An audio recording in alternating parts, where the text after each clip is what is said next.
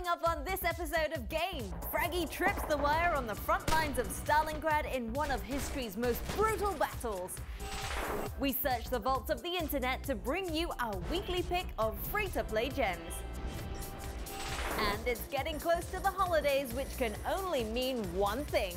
The gaming blockbusters are here. All that and so much more. This is Game.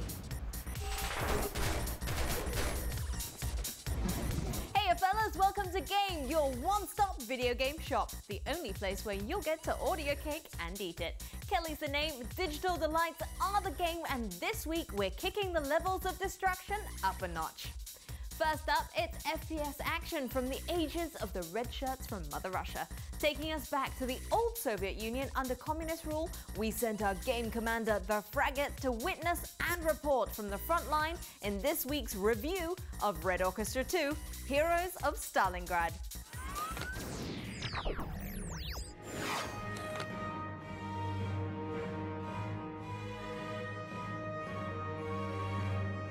Все за мной!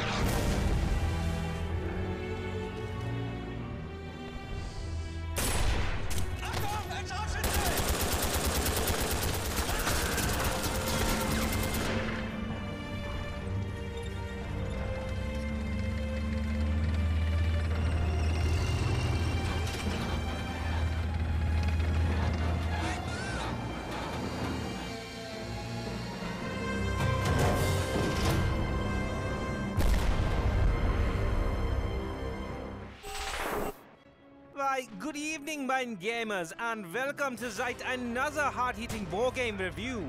This time, the Fragate is taking you back to the Eastern Front with Red Orchestra 2, Heroes of Stalingrad. Now, if you're not clued into the series of period wartime shooters, the Red Orchestra games are at their heart multiplayer-focused first-person shooters with a specialty for depicting the squabble between two of the Second World War's main forces, Soviets and the Germans. But even if you are a little sick of World War II, what sets Red Orchestra apart from the bulk of other wartime shooters is its focus on realism. Now, if you're the kind of gamer who's grown up playing mainly console military first-person shooters, what this means is that bullets, well, they actually hurt now. And unlike many of today's games in which you can go out all lone wolf and all, Get in there! Red Orchestra's pull is that it's all about careful planning and teamwork. But with so many other standout war games taking up shelf space, does Red Orchestra 2 have enough tactical pull to keep the serious shooter fan happy? Well, mein gamers, sit back, cause remember, in Soviet Russia, you don't play game, game plays you.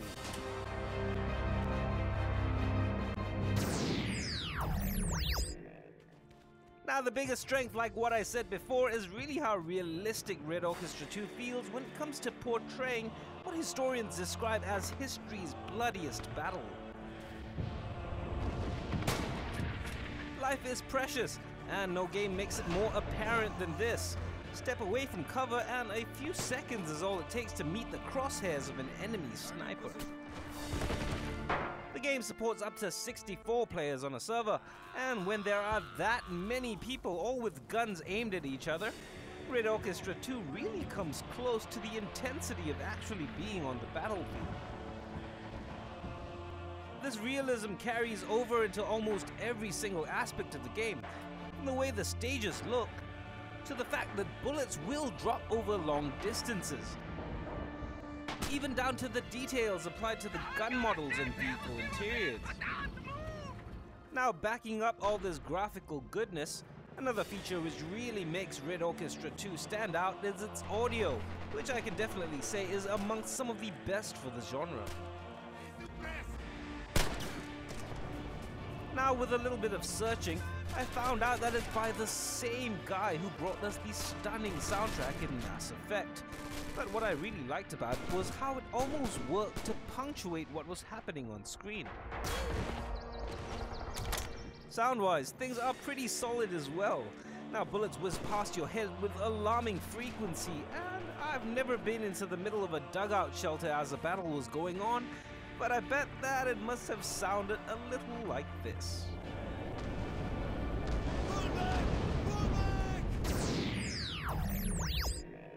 Now, the main problem with this game is the same issue I have with a ton of games I review: polish.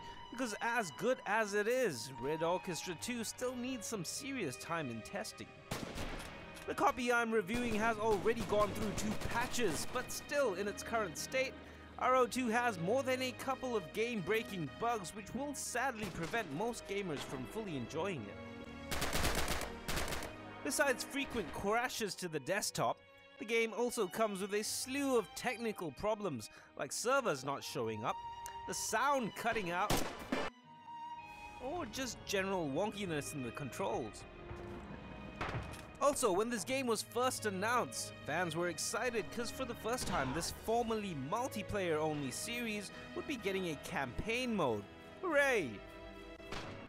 Well, not really, because not only is the single-player mode just the same as the multiplayer game only with bots, you know, like in Quake 3, but the bots themselves, well, they're some of the dumbest I've ever seen. I mean, seriously, don't even bother playing this unless you're online.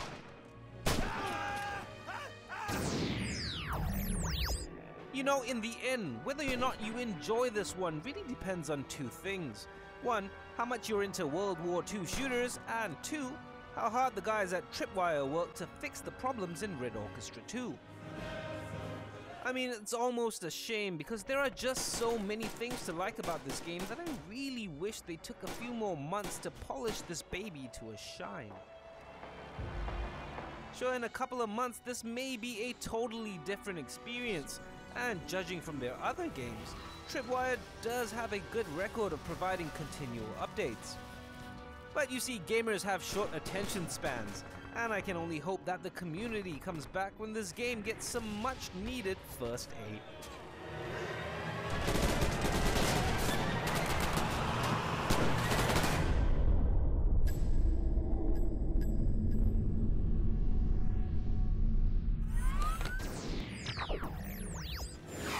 Das Vidania, comrade. Risking his life yet again to bring you to the brink of destruction and demolition, blood and battle. Well, I'll take that as my cue to dive into the trenches whilst we flashbang you with some subliminal messaging, also known as commercials. But don't worry, we'll regroup in a moment, but stick around because in just 2 minutes, we pull in our nets for our weekly catch of online goodies and check in with some of the best demos, a sampling of some heavy hitters coming to you, only here on Game.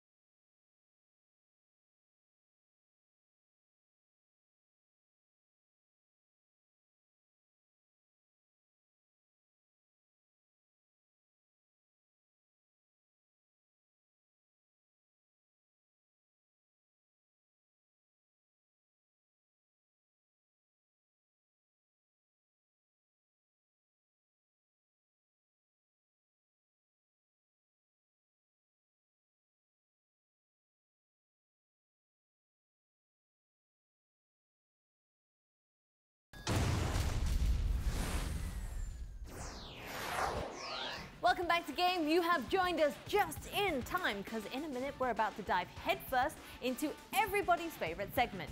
Now each week we bring you the best that the internet has to offer. And when I say best, I mean the best and free. That's right, for those of you who can't bear to part with your moolah, just remember, you don't have to. Who's looking out for you?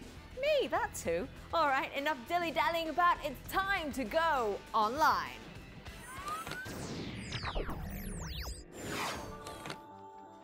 In this week's online opera, we dive into deep space with a colorful memory game, perfect for those with an eye for detail. Headspin Space Race is a wonderful little flash gem which uses cutouts of old 1950s space comics for some page cloning fun. Presented like the surface of an open book, your job is to flip and arrange the stuff on the right page so that it mirrors what's on the left. Essentially a game of spot the difference.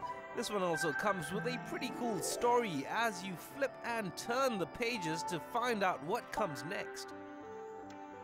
So if you've got a knack for imitation and maybe just coincidentally want to explore the unknowns of outer space, Headspin Space Race can be played by following the link below. Next in line, time to take to the skies with our very own airships in a free-to-play turn-based game which is getting quite some attention. Iron Grip Marauders is a browser-based game which offers players the chance to play against thousands or take on the AI all in real time. A game all about plotting and plundering, amass your army and raid the deserted domains of the internet. Thrown in the boots of a marauder captain, gather resources and build your army before charging down on a path of rampage. Feeling lost?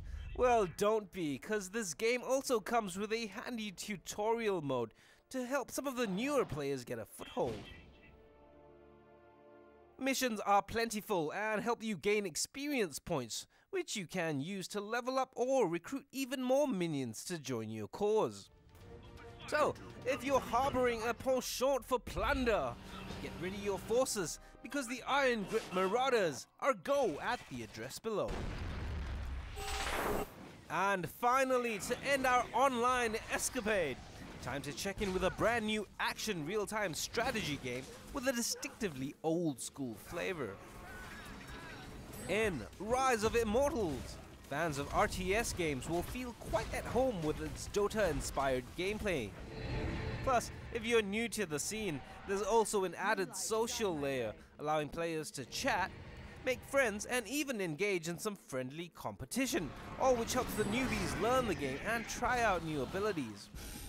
Now to start off, you choose one of a handful of immortals or heroes to begin your journey. And, working on the simple philosophy of my stick is bigger than yours, get in there and rack up your points, trading knocks on the head for experience which you can use for upgrades. With no additional units to control, battles consist of an arena and 2 spawn points. 2 men enter, but only 1 comes out alive. So if you're in the mood for a little battle arena magic, Rise of Immortals is available as a free download at the address below.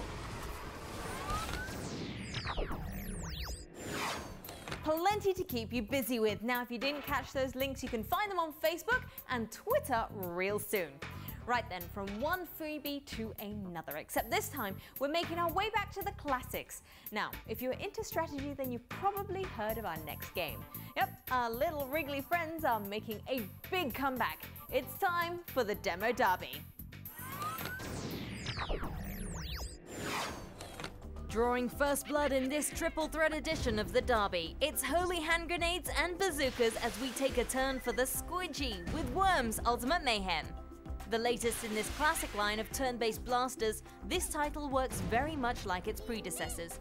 Just be the first on the map to blast your opponents to Kingdom Come. Now, if you've somehow not yet tried your hand at this tactical tour de force, good news is that Ultimate Mayhem now comes with a handy tutorial, so no excuses for bombing out. Featuring 2 levels of the story campaign, this bite-sized chunk of the battlefield does a good job of drawing you into the action and putting a smile on your face. A great game to have for when your mates pop around, the demo for Worms Ultimate Mayhem is available for download on the Xbox Live Marketplace right now. Trading in our turn-based shooter action for something a little more arcadey now. A cross between a first-person shooter and that scene in Avatar, in Exotic, your job on this kaleidoscopic adventure is to cleanse the land by replanting the seed of life on a ravaged planet known as the Orb. Now, as you can tell, this arcade blaster is all about multipliers and chain bonus points, so destroy those scabs quickly for a big combo bonus. With a unique scoring system driving the whole experience, as well as lots of secret locations to discover, if you're looking for a blaster that's a little out of the ordinary, get a taste for the Exotic at the address below. And finally, saving the best for last, buckle up kids with a game that is widely regarded to be the definitive racing sim of this generation. The demo for Forza Motorsport 4 is finally here. Now, living up to the Forza name is a tough job, but this downloadable demo is a great way to sample some top-class racing action from the boys at Turn 10. Featuring a quick race mode with a choice of 3 cars, the 1970 Mercury Cougar Eliminator, the 2011 Subaru WRX STI, and my favorite, the 2010 Ferrari 458 Italia. This classy ride comes with some great control, gameplay, and some jaw-dropping graphics, looking at times a little like car porn. So if you like the smell of burnt rubber in the morning and you happen to have an Xbox 360 just lying around, the demo for Forza Motorsport 4 is available for download on the Xbox Live Marketplace right now.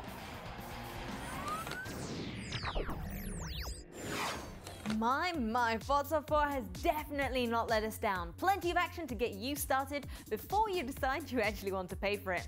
Alright lads, time for a quick break, but you'd better not let me catch you touching that remote, oh no. Especially not when the lineup coming up next includes an inside look at what to expect with the remake of a classic franchise, and a glance at what else is in store for us in the coming months.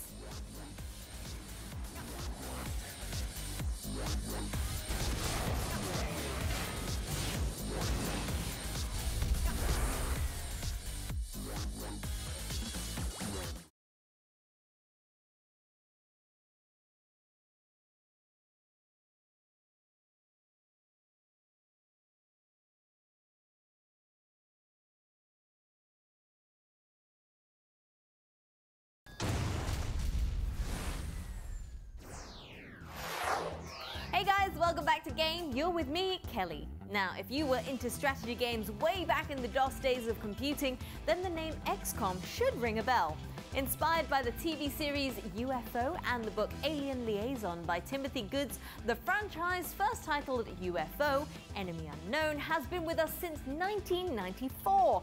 Fast forward nearly 20 years and we're eagerly anticipating the dawn of a new era. With a total shift in direction for the series, let's take a look inside at what the developers of the new XCOM have to say.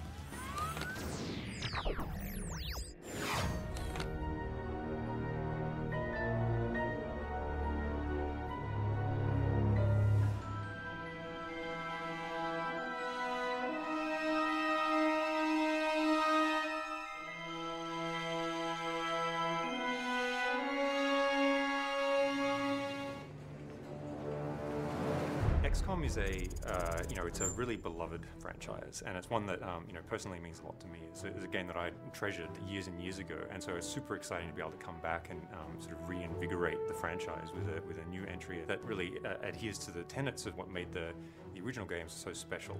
Our telling of XCOM is an origin story. It's about experiencing the origins of this organization from a really zoomed in and boots on the ground perspective. We really wanted to make you feel like what it was like to be one of the squaddies in the original game, and not the all-knowing top-down commander. Past games were all about a global UFO defense agency, a kind of task force made of the best from across the whole world who were supposed to repel an alien invasion. In XCOM, our game, which is its own kind of new origin story that follows its own timeline, XCOM begins as a United States federal task force built out of intelligence officers from the CIA, DIA. Their job is to repel an invasion from within the country. They're being infiltrated and they know it. We've taken a lot of the mythos that had been previously established and sort of reimagined it or re-engineered it, like sort of the very small, humble roots of the organization before it became this globe-spanning globally funded anti-alien defense force. We wanted the aliens in XCOM to be unique and be compelling and surprising. Portray them not as your archetypical nasty, snarling monster alien, but by sort of looking to a very technology-based aesthetic. One of their primary goals in being here is actually to terraform our world, to transform it into something that's for them. At first, you see small little signs, like small little bits of cancer sort of starting to grow and form and grow in our world. And it seems very kind of jagged and sort of very disruptive, but that's because it's youthful, and our world are very much like oil and water, or like kind of like matter and antimatter. They kind of fight each other, but eventually what you see throughout the game is eventually their world kind of wins and starts to grow and become more this cubic, perfect kind of pristine version of their own home world. The XCOM of our game is a kind of unconventional organization by the standards of the time. It has an idiosyncratic thinker that put it together, and is specifically looking for people who are compensating for some kind of disadvantage. So you'll find a lot of the core cast are not necessarily what people think of as an invincible G-man. They have a different background, or they come from a politically more sensitive sort of demographic. And over the course of the game, you get to know why that was, why the character who put it together thinks that that's necessary. The base is really the hub of XCOM as an organization. It changes and evolves over the course of the game. It's someplace that you return to after every single mission, and it serves as both a sort of story and social space for you to have conversations with other characters, learn more about the world of XCOM, see how other people are reacting to the war as it progresses, and really immerse yourself in the world of 1962. But it's also your main hub for gameplay. You will obviously manage and recruit agents. Agents are your extensions of your willpower out in the battlefield, your buddies that you use to combat the alien threat. You'll be upgrading their powers, leveling them up. It's very sort of RPG-esque. The primary impact of choosing one mission over another is economical, meaning it affects the core player growth curve. You can decide to invest in this piece of research and not that, or this agent power and this agent upgrade, and let another one atrophy. As a result, individual players can kind of customize the sort of array of options they've got in the field based on those choices. XCOM is a story about some real people, some people with flaws and conflicts, and they're thrown into this situation against essentially overwhelming enemy that it's difficult to tell if they can even be defeated. And only by assembling the brightest minds, the smartest people that the world has to offer, are you even going to have a hope of defeating this enemy.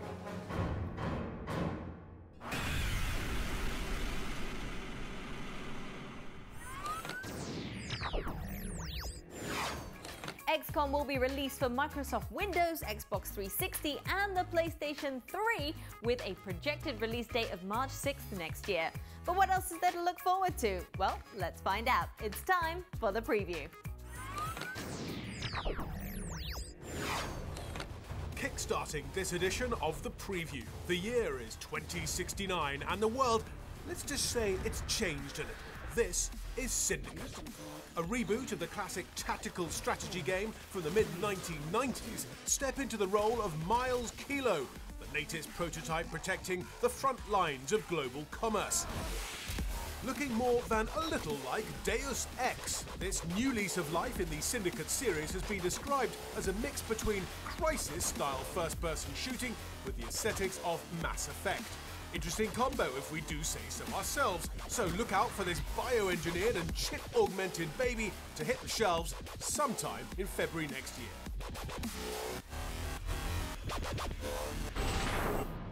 Next up, we cozy with the latest bit of cinema from the highly anticipated action extravaganza, I Am Alive. Set in the city of Chicago, after a major earthquake separates it from the rest of civilization, player's middle-class hero, Adam Collins, a man forced into dire circumstances to find the people he loves. What are you doing here, boy? Now, those of you with elephant memory may remember hearing about this game way back in 2008. But since then, the game has gone through a conceptual and technical reboot, and from the look of this early trailer, does seem to play similarly to other Ubisoft platformers like Prince of Persia. Powered by the same engine which runs Splinter Cell Conviction, look for more info ahead of its release sometime at the end of this year. There is a problem, Mr. Tokai. on the second sub-level. And finally, wrapping things up on this edition of the preview, one for these survival horror fans as we check in with the progress of the upcoming third-person shocker, Afterfall Insanity. Don't worry, Dom. Set in an alternate universe in the year 2032, this futurist nightmare is all about a society living under the shadow of World War III and a plot to find out the origins of the confinement syndrome. When it all started, we didn't even notice. With humans struggling to survive amongst decaying shelters and mutants abound, no escaping the darkness when the Afterfall hits us later in November.